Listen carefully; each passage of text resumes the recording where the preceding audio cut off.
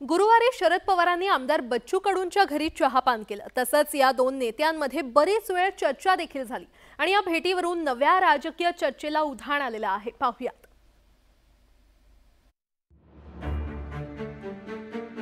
अमरावतीच्या दौऱ्यावर आलेल्या शरद पवारांनी प्रहार संघटनेचे नेते आमदार बच्चू कडू यांची भेट घेतली।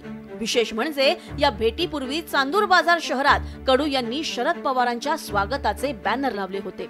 अचलपूर फिनल मिल सुरू करण्यात सिंहाचा वाटा असलेल्या शरदचंद्र पवारांचं चांदूर बाजार नगरीत स्वागत अशा आशयाचे बॅनर शहरात झळकले होते।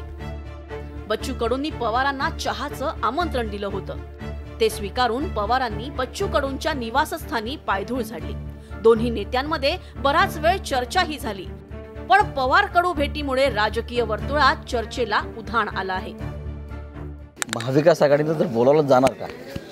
कसं आहे, बोलावल्यावर कोणी जा तर आहे ना ते, आणि दुसरी असं आहे का बोलावलं जाले काय हरकत आहे, पण निर्णय घ्यायची तो विषय नंतरचा आहे।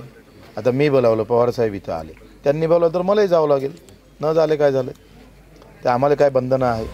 महाविकास आघाडीत पुन्हा सहभागी होण्याविषयी बच्चू कडूंनी केलेल्या या सूचक वक्तव्यामुळे राजकीय वर्तुळात चर्चा सुरू झाली आहे। खरं तर बच्चू कडू महायुतीत नाराज असल्याची अलीकडच्या काळात चर्चा रंगली होती, कारण महायुतीत त्यांना मंत्रीपद सतत हुलकावणी देत आहे। या उलट महाविकास आघाडीच्या सत्तेत त्यांना राज्यमंत्रीपदाची संधी मिळाली होती। या पार्श्वभूमीवर पवार कडू भेटीविषयी अनेक तर्कवितर्क लावले जात आहेत। बच्चू भाऊंनी आपली भूमिका स्पष्ट केलेली आहे। कोणी कितीही त्यांच्यावर चायला आलं, कोणी कितीही त्यांना बिर्याणी येऊन दिली, तरी पण त्यांचा हृदय आणि त्यांचं शरीर हे एकनाथ शिंदे साहेबांबरोबरच आहे। कारण का जो न्याय त्यांना महाविकास आघाडीमध्ये मिळाला नाही, तो आमच्या महायुती सरकारमध्ये मिळालेला आहे। महायुतीत बच्चू कडूंच्या मंत्रिपदाची अनेक वेळा चर्चा झाली आहे। शिंदे सरकार सत्तेत असल्यापासून 2 वेळा मंत्रिमंडळ विस्तार झाला आहे, मात्र दोन्ही वेळा त्यांना संधी काही मिळाली नाही।